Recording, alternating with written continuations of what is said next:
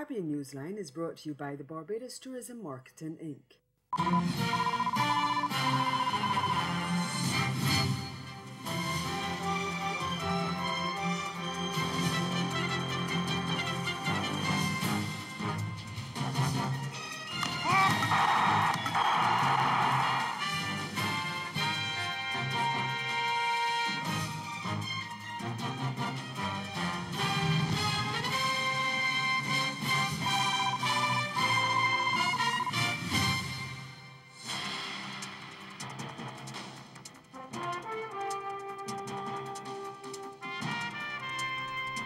Antigua and Barbuda's Prime Minister says there are no winners after citizens reject the CCJ as the country's final court.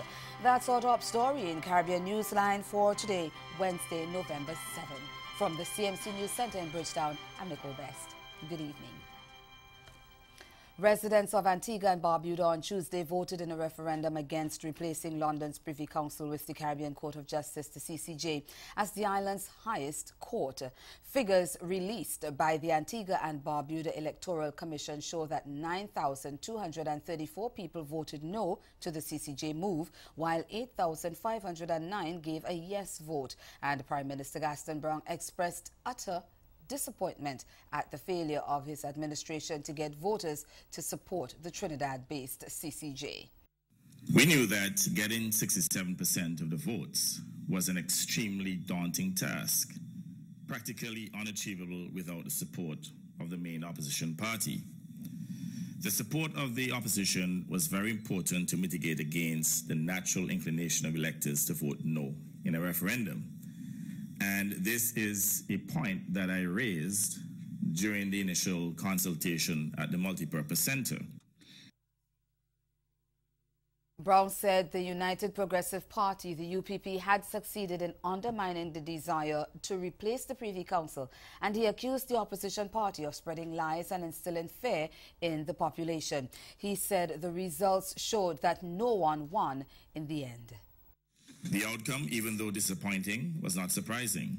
I am satisfied that my government discharged of its responsibility by making the option available to the people of Antigua and Barbuda to make justice available to all at the apex level and to bring our final court to the Caribbean. My biggest disappointment is the impact of this failure on future constitutional reform. It is unlikely that my government will, in the circumstances and in the absence of political maturity and magnanimity, pursue any further constitutional reform in the near future.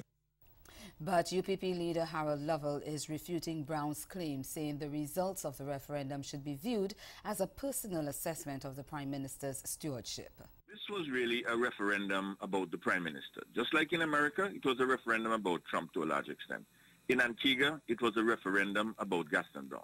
And he was not able to bring out more than 8,000 people, just over 8,000 people of his troops, even though they were talking about he's going to command his people to do this and do that.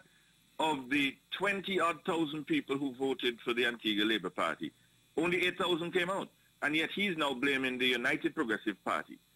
Our position was, take the politics out, let us build a coalition of people and listen to people and go forward with that approach. Cursing people, calling people backwards, stupid, dunce, that type of thing, that's not how you build a successful coalition. But as far as we are concerned, we continue to support constitutional reform, and we believe this is a time when we must listen to what people are saying in terms of the lower courts and all of those things, and come back again, build a successful coalition. Grenada's Prime Minister Dr. Keith Mitchell is also disappointed the referendum held in his country on the same day did not succeed. Other people have voted based on what they wish to see. So, and as a serious Democrat, it's been accepted. I'm not happy with it, but certainly accepted it. That's always been my position when results of any election is given.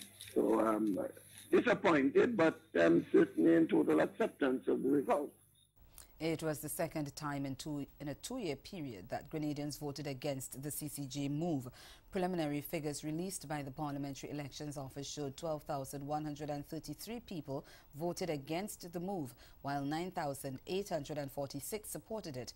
There were 119 rejected ballots. Supervisor of Elections Alex Phillips said the voter turnout was 28%. Mitchell reiterated the position he took before the vote that he would not, as Prime Minister, be initiating a third referendum on the CCJ. Before, this morning, that if this thing does not work, then the opposition doesn't have anything to celebrate. If anything, they may have a lot of questions to answer. That is my own personal position. And don't forget, history will also record who took what position when something absolutely crucial to the life of the people of our country was in fact initiated, and who did what. I am very clear in my conscience that I did the right thing, that I firmly believe that the CCJ is in fact the court that should be dealing with our final judicial system in the region, and I have no doubt that history will prove me right. Meanwhile, CCJ President Justice Adrian Saunders says despite the rejection of the court, it will continue ongoing initiatives with justice sector bodies in both Grenada and Antigua and Barbuda. In a statement issued following the release of the referenda results, he said while the news was not what the court had hoped for, the CCJ respects the people of both nations and their decision. Justice Saunders did see a positive coming out of the exercise: the sustained public education and intensified conversation about the CCJ. He said that as the court begins to implement its strategic plan for 2019-2023, which includes a renewed focus on public education, it will take advantage of that increased audience and the interest that has been piqued to provide more information about the work of the court. The 9-member Organization of Eastern Caribbean States, the OECS, is considering establishing a trust fund to finance the Eastern Caribbean Supreme Court, similar to the way the CCJ is funded.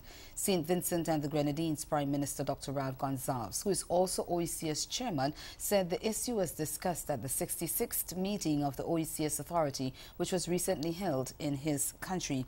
He said he has been mandated to work along with OECS Director General Dr. Didacus Jules to look at what the CCJ did to set up the trust fund and then have a consultancy carry out some preliminary work. Gonzalez said the sub-regional grouping wants to make a determination on the matter as soon as possible.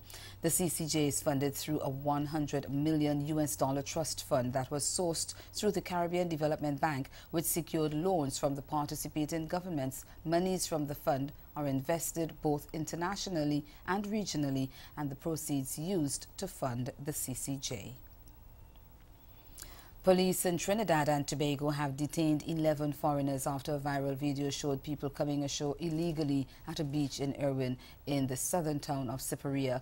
The 7 men and 4 women were all found at a hotel in the area. National Security Minister Stuart Young said while the video is a cause for concern, he remains committed to border protection through new initiatives which will be presented to Cabinet. CNC3's Jesse Ramdio reports. Venezuelan, Guyanese and Syrian nationals are seen disembarking a vessel and running on shore. Run! Reach! The incident occurs at a beach in Erin, and what's captured is no new sight for villagers. But whatever the immigrants' motives were, their stay was short-lived. This as Erin police detained 11 people believed to be those caught on camera entering the country illegally. They were found at a home in the area during an exercise around 2 o'clock this morning. Information suggests the 7 men and 4 women were interrogated by immigration officials and failed to produce valid documents.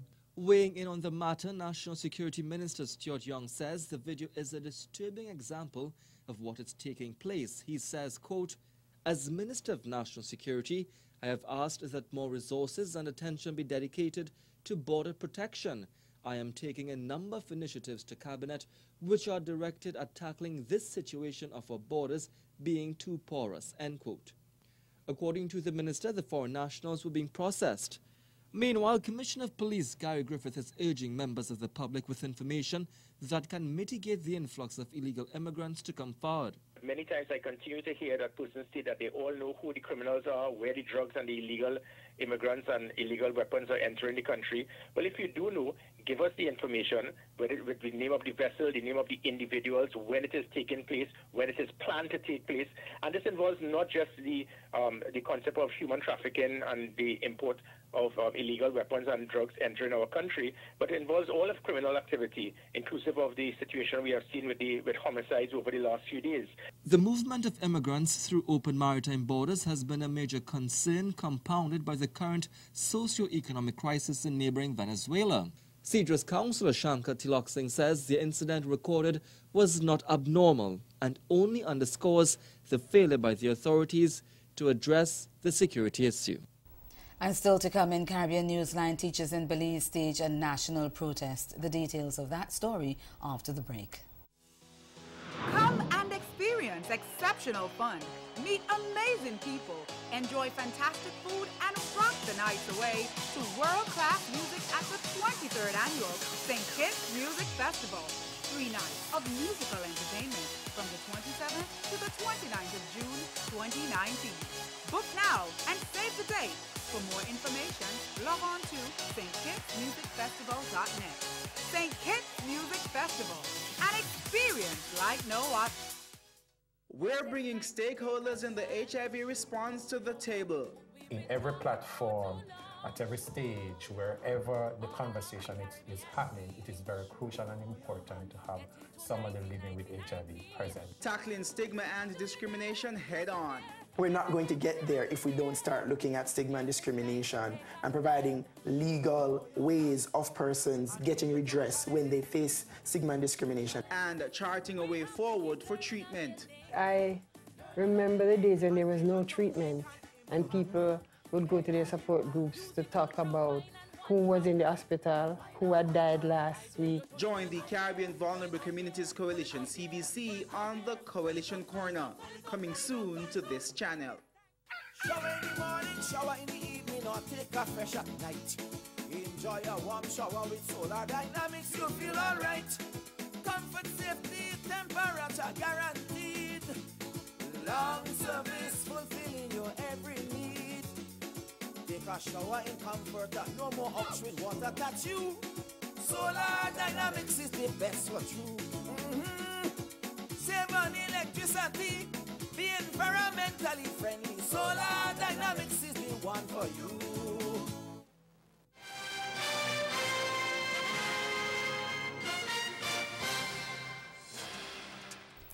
Teachers in Belize on Wednesday took to the streets in Belmopan for the Belize National Teachers Union, the BNTU's national demonstration. The teachers gathered in Belmopan City and made their way to the Ministry of Education offices to express their discontent with the Minister of Education, Patrick Faber, and the way he's handling the categorization of hardship allowances and his remarks about Proposal 22. Proposal 22 concerns grant-aided secondary schools where the teachers and support staff are paid 70% of their salaries by the government while school managements pay the remaining 30%. BNTU President Eleanor Smith said this arrangement is not being implemented by the management of the schools, leaving the teacher with only 70% of their gratuity and pension. She says the union sent a letter to Prime Minister Barrow and asked him to intervene in this matter because they are not getting any headway with the Ministry of Education or with the minister on the matter. In this week's Newsline Business, we hear from Caribbean tourism stakeholders at the World Travel Market in London on the importance of the platform and the prospects for growth in the industry. Newsline Business is brought to you by Solar Dynamics. Tourism is an important economic sector in the Caribbean region. It is known to contribute to more than half of the gross domestic products of some countries. The Caribbean tourism product is closely tied to the beauty of the islands, which can be wiped out by a natural hazard in a matter of hours. This makes marketing of the region even more critical. A number of tourism stakeholders are now at the World Tourism Market in London, networking and seeking to enhance the region's visibility on the global tourism stage. Vicky Chandler of Discover Dominica is seeking to assure visitors and tour operators that the island, which was battered by 2 severe storms in 2 years, is open for business. We don't have the same level of room stock, but we do have several places you can stay. All of our major activities and attractions are open. You can still go swimming with the whales. You can still hike several different trails. The diving is excellent. All of our 21 of our 23 sites are officially open. So there's lots to do. And of course that is critical for the cruise sector. We have 190 cruise stalls scheduled this year. We opened the season last week. But one of the major objectives for this event is to ensure that we continue to make contacts with those tour operators who want to carry the destination, the new opportunities for the new properties, and also keep them abreast of the information on the ones that are coming on board. St. Lucia's Tourism Minister and Chairman of the Caribbean Tourism Organization, Dominic Fede, is also attending the event, and he believes the forum affords Caribbean countries an opportunity to develop greater synergies. I think the point was made here rather poignantly that we're not competing with each other, but we're complementing each other. We're quite diverse, and we have to make sure that we come together and drive business to the wider region because our competition in other regions are collaborating. We saw the state of Florida with a very big presence here today, and we didn't see Dade County, we didn't see Miami by itself, we didn't see Fort Lauderdale. We saw Florida as a state came together, and I think in the very same way we can come together, we can promote ourselves, we can work and build each other's strengths up and support each other's weaknesses. Well, the Bahamas is boasting an increase in visitor arrivals this year, which translates to more income from the industry. Director General of the Bahamas Tourism, Joy Jibalu, says among the reasons for the increase in numbers is the opening of the long-awaited Grand Bahama Resort.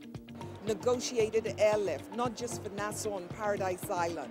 The multiplicity of the islands that we're responsible for promoting. So Abaco, Eleuthera, Exuma, and getting direct airlift from Canada and the United States into those islands themselves.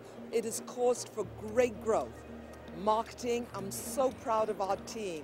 We have come out with the rebranded Bahamas campaign, and we're going to ratchet it up. So January of 2019, we're coming out with our first brand campaign in about 7 years. So all of this, the trinity or trilogy of events, has caused for this real interest in the Bahamas, and I think that's had an impact on our visitor arrival. Of the 23 destinations reporting international arrival data for 2018 so far, growth was recorded in 14, while declines were recorded in 9. Peter Richards, Newsline Business. Newsline Business was brought to you by Solar Dynamics. Shower in the morning, shower in the evening, or take a fresh at night. Enjoy a warm shower with Solar Dynamics, you feel alright. Comfort, safety, temperature guaranteed. Long service, fulfilling your every need. Take a shower in comfort, no more upstream water touch you. Solar Dynamics is the best for you. Save on electricity, be environmentally friendly. Solar Dynamics is the one for you. And ahead in Newsline Sport, the West Indies T20 captain searches for the silver lining following his side's defeat in the series against India. Stay with us. Sport is next. This hurricane tip comes to you compliments the Caribbean Disaster Emergency Management Agency and the Caribbean Media Corporation. Be prepared. Remain dressed with shoes in the event that an evacuation is required.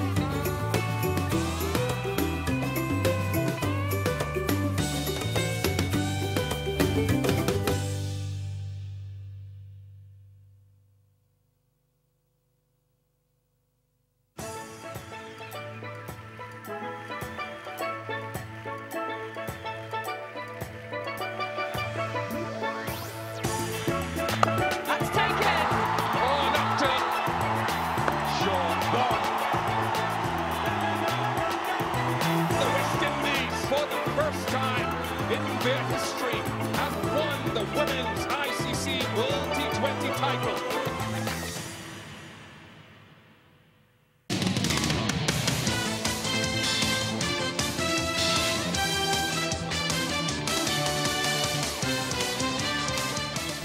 West Indies T20 captain Carlos Brathwaite has tried desperately to search for some positives after his side on Tuesday crashed to a 71-run defeat to India in the second T20 International to record their fourth straight series defeat in the last 12 months. India had piled up a challenging 195 for 2 of their 20 overs behind captain Rohit Sharma's superb unbeaten 111, and West Indies bungled their run chase to end on 124 for 9 at the Atali Bihari Vajpayee International Cricket Stadium. Speaking at the post-match interview, Brathwaite admitted the Caribbean side struggled to get off the mark in the match. Yeah, it was a Jekyll and Hyde performance. Obviously, last game we bowled and we fielded very, very well. Today, I don't think we fielded as well as we wanted to. Even me, myself, I let the team down with the ball. Chasing 195 was always going to be an uphill task, but there were a few positives. The way Fabian Allen bowled in the middle with 2 set batsmen in Rohit and Shikhar going the way he kept them on the wraps, and then eventually got Shikhar out. The Ashes were positive. So I mean, on a tour like this, it's hard to just look at the negatives. Sometimes you just need to take the small positives and go away with them. Hopefully we could put them together in the final game and come up with a win. Despite the defeat, Brathwaite said the young team had some small victories to celebrate. Well, even at the halfway stage, with them not losing a wicket, we still felt that we were 1 or 2 wickets away from restricting them to a total close to 170, 180. We would have been happy with that. That being said, we didn't bat as well as we wanted to. The batting continued to let us down. But, again, small positives. I think Kuldeep went for a bit today. So within a dismal performance, there are 1 or 2 positives. So whilst we always highlight the negatives, it's sometimes good to take away the positives. We got a young group of guys for them to understand where they went wrong, but also to appreciate when they did well, and the small good things that they did, just appreciate them. West Indies played the final T20 International of the series on Sunday in Chennai. And head coach Stuart Law has defended underperforming all-rounder Kieron Pollard, contending the player's value to T20 could not be assessed purely on the basis of numbers. He said Pollard brings a lot to the team, both on and off the field. Law said the Trinidadian is a senior member of the squad and, I quote, "We all know what he's capable of when he gets going, and he isn't in the side only because of what he brings inside the ground. Pollard is one of the biggest motivators of the youngsters, and he's just a game away from reminding us why he's such a T20 force," end of quote. Pollard is one of the biggest names in the T20 format, but has struggled over the last 2 years for the Windies, scraping only 124 runs in his last 11 innings at an average of 12. He has scored only 2 half-centuries in 58 matches, with the last of those coming 6 years ago against New Zealand in Florida. Over to women's cricket now. Teenage left-arm seamer Kiana Joseph has been called up to replace injured off-spinner Shanetta Grimond ahead of the West Indies campaign in the Women's T20 World Cup, which bowls off on Friday. The 17-year-old St. Lucian made her international debut last year when she played 2 matches during the Windies' ill-fated excursion in the 50 Overs World Cup in England. Joseph was also a member of both the one-day and T20 squads for the South Africa's tour of the Caribbean in September, but failed to get a game. Grimond, meanwhile, a 20-year-old native of Guyana, was expected to make her international debut in the upcoming tournament, but has been sidelined by a foot injury. West Indies will field an experienced squad for their title defence, with captain Stephanie Taylor, all-rounder Deandra Dotton, Marissa Aguilera and Hayley Matthews all featuring.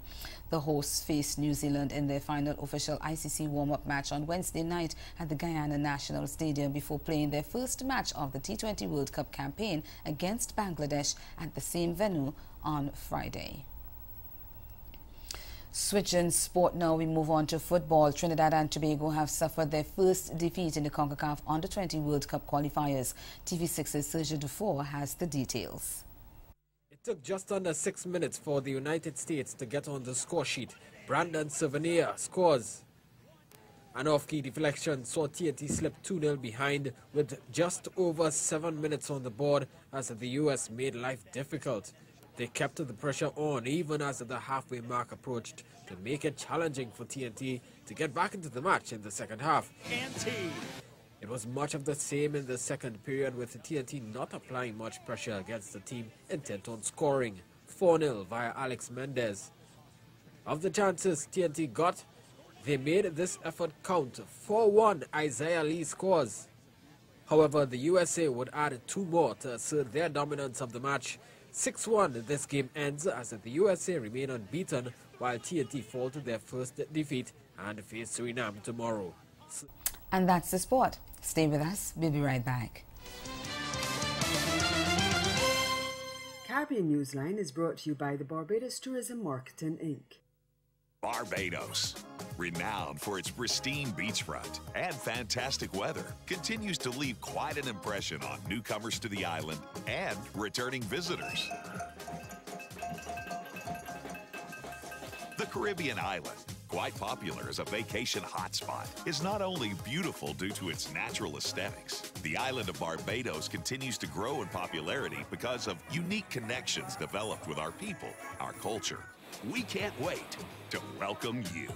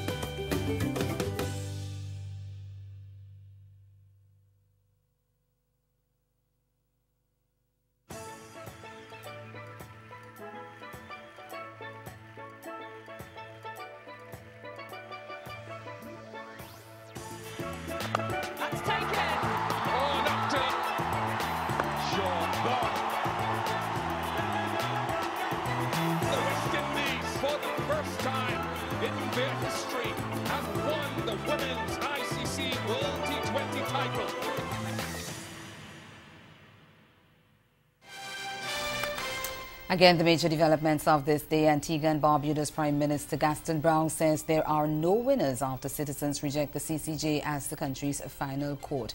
That's Caribbean Newsline. For news and sport around the clock, subscribe to CarnaNews.com. For more of our programming, log on to Caribvision TV and check us out on YouTube. We'll be back here again tomorrow. But from all of us at CMC News, thank you for watching and do have yourselves a good night.